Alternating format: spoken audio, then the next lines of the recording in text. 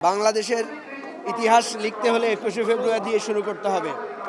২১শে ফেব্রুয়ারি হচ্ছে আমাদের সংগ্রাম করা শেখানোর প্রথম পাঠ, যে আমাদের ভাষার অধিকার কেড়ে নেওয়ার যে প্রতিবাদে আমরা যে রক্ত দিয়েছিলাম, সেই রক্ত দেওয়ার আমাদের যে অনুপ্রেরণা, এটা হচ্ছে আমাদের ২১শে ফেব্রুয়ারি। সুতরাং বাংলাদেশের অস্তিত্ব, বাংলাদেশের স্বাধীনতার সংগ্রাম, বাংলাদেশের অধিকারের লড়াই, সব কিছুর মূল অনুপ্রেরণা হচ্ছে আমাদের কাছে ২১শে ফেব্রুয়ারি।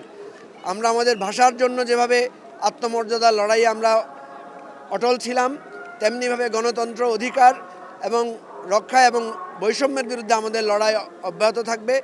৭১ থেকে শুরু করে ২৪ পর্যন্ত আমাদের যে নিরবচ্ছিন্ন সংগ্রাম, সেই সংগ্রাম আমরা ২১শে ফেব্রুয়ারিকে ধারণ করে এগিয়ে নেব এবং বাংলাদেশের অনাগত কালের তরুণদেরকে আমরা বলবো, সালাম, রফিক, জব্বার যে রক্ত দিয়েছে, সেই রক্তের অনুপ্রেরণা নিয়ে আমরা ভবিষ্যতে রক্ত দিব।